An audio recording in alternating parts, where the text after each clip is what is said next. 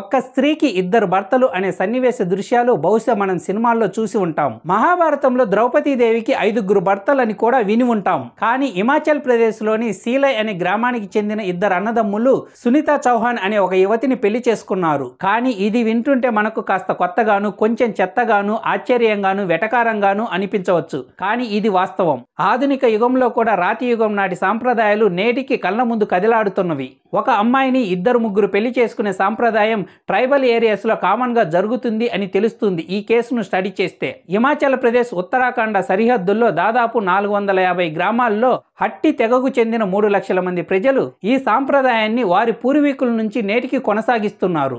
ఇలా ఒకే అమ్మాయిని కుటుంబంలోని ఇద్దరు అన్నదమ్ములు పెళ్లి చేసుకోవడం వలన ఆ కుటుంబం విడిపోకుండా ఉమ్మడి కుటుంబంగానే ఉంటుంది అని వాళ్ళు భావిస్తున్నారు.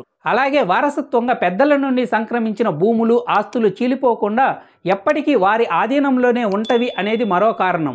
ఇప్పటికీ ఇటువంటి సాంప్రదాయాలు మన ఇండియాలో అనేక చోట్ల ఉన్నవి. తమిళనాడులోని తోడా ట్రైబల్స్ లోను, నీలగిరీస్ లోని కాసెస్ ట్రైబల్స్ లోను ఈ సాంప్రదాయం ఉంది.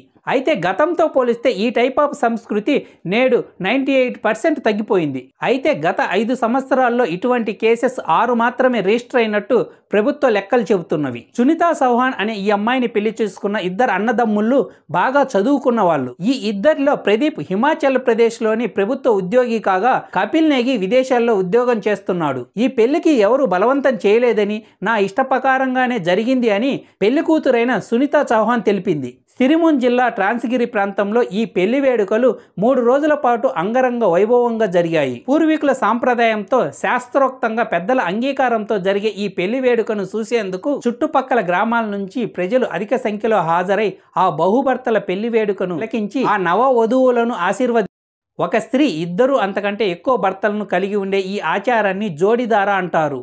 ఈ పెళ్లి వేడుకకు సంబంధించిన ఫొటోస్ సోషల్ మీడియాలో తెగ వైరల్ అవుతున్నవి. మీమ్స్, ఫన్నీ కామెంట్స్ తో హాట్ టాపిక్ గా మారిన ఈ పెళ్లి వేడుక గురించి మీ అభిప్రాయాన్ని కామెంట్ చేయండి. అలాగే ఈ వీడియో నచ్చినట్లయితే లైక్ చేసి, షేర్ చేసి, సబ్స్క్రైబ్ చేసుకోండి. Thank you.